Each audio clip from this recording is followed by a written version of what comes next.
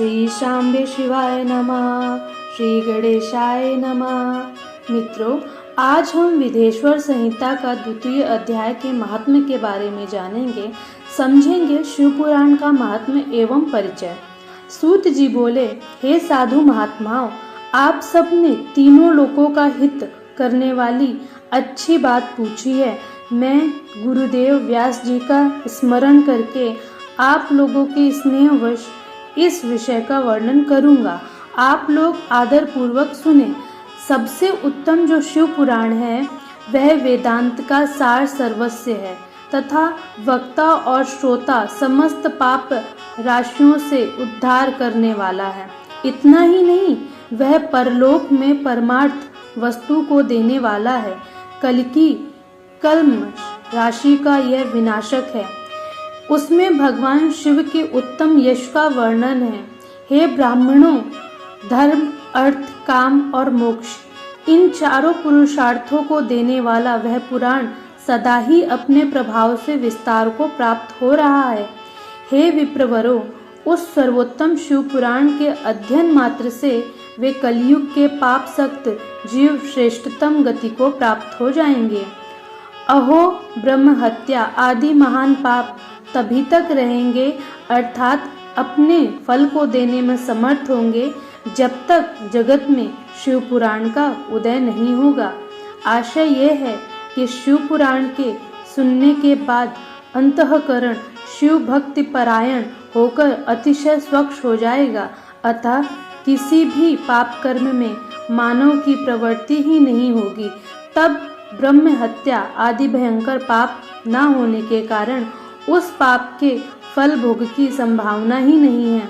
कलयुग के महान उत्पात तभी तक निर्भय होकर विचरेंगे जब तक यहाँ जगत में शिव पुराण का उदय नहीं होगा। सभी शास्त्र परस्पर तभी तक विवाद करेंगे जब तक जगत में शिव पुराण का उदय नहीं होगा, अर्थात शिव पुराण के आ जाने पर किसी प्रकार का विवाद ही नहीं रह जाएगा। सभी प्रकार से भुक्ति मुक्ति प्रदाता यही रहेगा। अहो, महान व्यक्तियों के लिए तभी तक शिव का स्वरूप दुर्बोध्य रहेगा जब तक इस जगत में शिव पुराण का उदय नहीं होगा। अहो, क्रूर यमदूत तभी तक निर्भय होकर पृथ्वी पर घूमेंगे जब तक जगत में शिव पुराण का उदय नहीं होगा। इस पृथ्वी पर तीर्थों का विवाद तभी तक रहेगा जब तक इस जगत में शिव पुराण का उदय नहीं होगा। आशय यह है कि मुक्ति प्राप्त्यर्थ एवं पाप के नाश के लिए मानव विभिन्न तीर्थों का सेवन करेंगे, किंतु शिव पुराण के आने के बाद सभी लोग सभी पापों के लिए नाश के लिए शिव पुराण का ही सेवन करेंगे। सभी मंत्र पृथ्वी पर तभी तक आनंद पूर्वक विवाद करेंगे जब तक पृथ्वी पर शिव पुराण का उदय नहीं होगा। सभी क्षेत्र तभी तक पृथ्वी पर विवाद करेंगे जब तक पृथ्वी पर शिव पुराण का उदय नहीं होगा। सभी पीठ पृथ्वी पर विवाद तभी तक करेंगे जब तक शिव पुराण का उदय नहीं होगा। सभी दान पृथ्वी पर तभी तक विवाद करेंगे जब तक शिव पुराण का उदय नहीं होगा। सभी देवगण तभी तक पृथ्वी पर विवाद करेंगे जब तक शिव पुराण का पृथ्वी पर उदय नहीं होगा। सभी सिद्धांत तभी तक पृथ्वी पर विवाद करेंगे जब तक शिव पुराण का पृथ्वी पर उदय नहीं होगा। हे विप्रो, हे श्रेष्ठ मुनिगण, इस शिव पुराण के कीर्तन करने और सुनने से जो जो फल होते हैं उन फलों को मैं संपूर्ण रूप से नहीं कह सकता हूँ, अर्थात शब्दों के द्वारा इसके सभी फलों को नहीं कहा जा सकता है। हे निष्पाप मुनिगण, तथापि शिव पुराण का कुछ महत्व आप लोगों से कहता हूँ जो व्यास जी ने पहले मुझसे कहा था। आप लोग चित्त लगाकर ध्यान पूर्वक सुने। जो भक्ति पूर्वक इस शिव पुराण का एक श्लोक या आधा श्लोक भी पढ़ता है वह उसी क्षण पापों से छुटकारा पा जाता है। जो आलस्य रहित होकर प्रतिदिन भक्ति पूर्वक इस शिव पुराण का यथाशक्ति पाठ करता है वह जीवन मुक्त हो जाता है।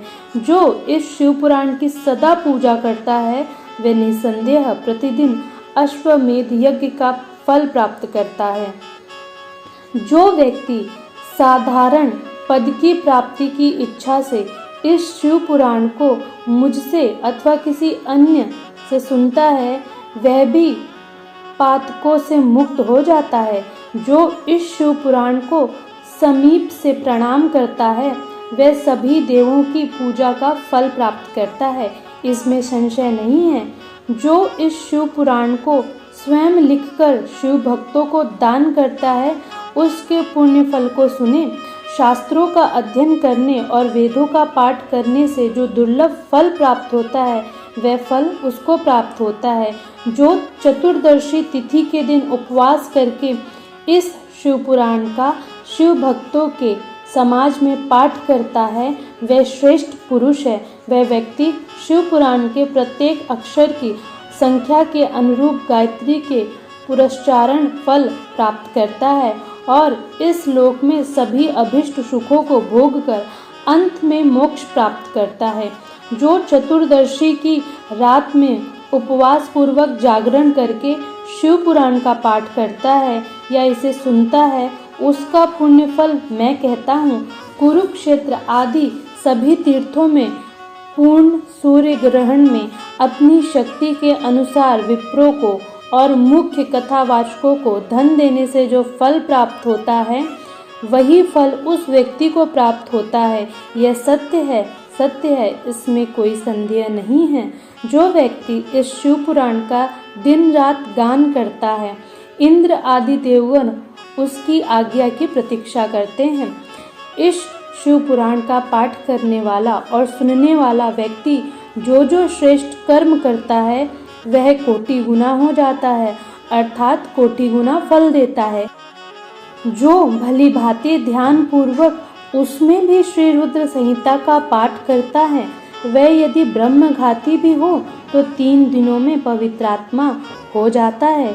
जो भैरव की मूर्ति के पास मौन धारण कर श्री रुद्र संहिता का प्रतिदिन 3 बार पाठ करता है वह सभी कामनाओं को प्राप्त कर लेता है। जो व्यक्ति वट और बिल्व वृक्ष की प्रदक्षिणा करते हुए उस रुद्र संहिता का पाठ करता है वह ब्रह्म हत्या के दोष से भी छुटकारा पा जाता है। प्रणव के अर्थ को प्रकाशित करने वाली ब्रह्म रूपिणी साक्षात कैलाश संहिता रुद्र संहिता से भी श्रेष्ठ कही गई है। हे द्विजो, कैलाश संहिता का संपूर्ण महात्म तो शंकर जी ही जानते हैं, उससे आधा महात्म व्यास जी जानते हैं और उसका भी आधा मैं जानता हूँ। उसके संपूर्ण महात्म का वर्णन तो मैं नहीं कर सकता, कुछ ही अंश कहूँगा जिनको जानकर उसी क्षण चित्त की शुद्धि प्राप्त हो जाएगी।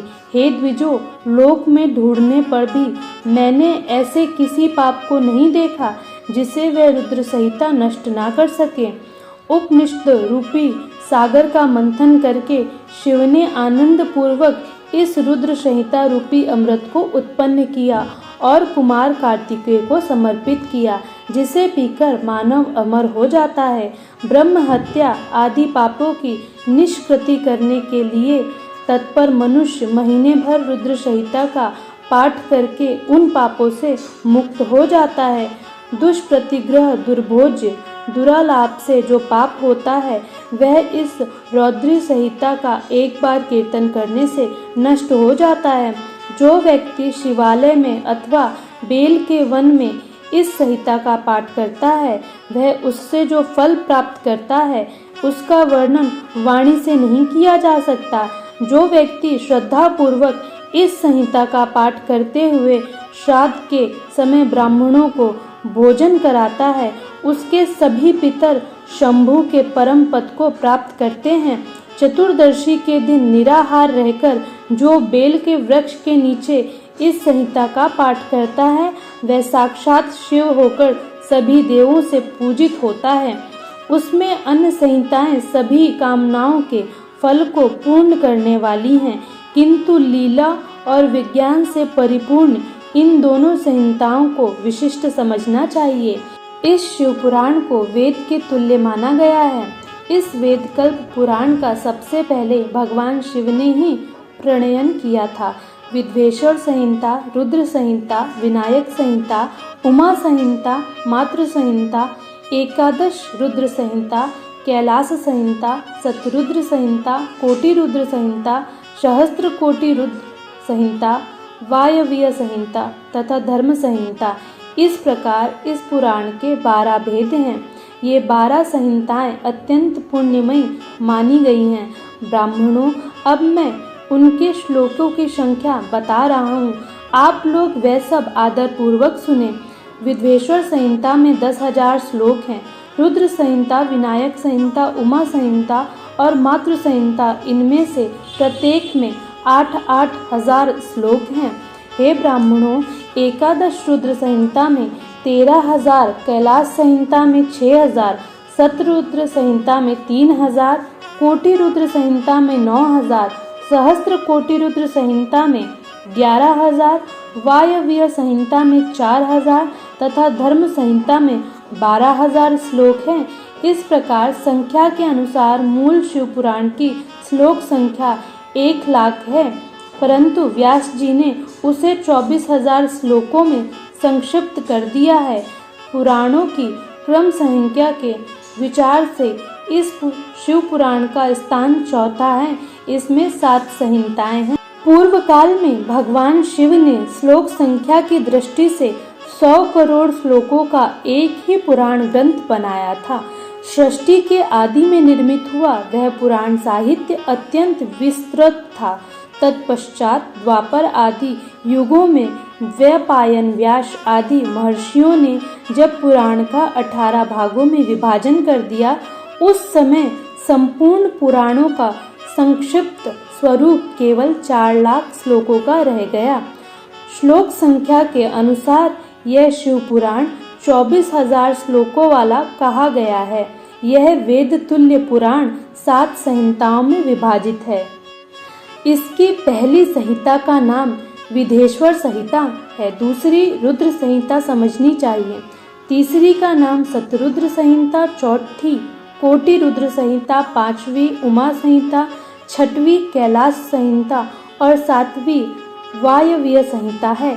इस प्रकार ये 7 संहिताएं मानी गई हैं। इन 7 संहिताओं से युक्त दिव्य शिव पुराण वेद के तुल्य, प्रमाणिक तथा सबसे उत्कृष्ट गति प्रदान करने वाला है। 7 संहिताओं से समन्वित इस शिव पुराण को जो आधोपांत आदर पूर्वक पढ़ता है वह जीवन मुक्त कहा जाता है। वेद, स्मृति, पुराण, इतिहास तथा सैकड़ों आगम इस शिव पुराण की अल्प कला के समान भी नहीं है। यह निर्मल शिव पुराण भगवान शिव के द्वारा ही प्रतिपादित है।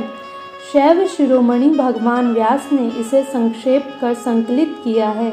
यह समस्त जीव समुदाय के लिए उपकारक, त्रिविध तापों का नाशक, तुलना रहित एवं सत्पुरुषों को कल्याण प्रदान करने वाला है। इसमें वेदांत विज्ञान में प्रधान तथा निष्पट धर्म का प्रतिपादन किया गया है। यह पुराण ईर्ष्या रहित अंतकरण वाले विद्वानों के लिए जानने की वस्तु है।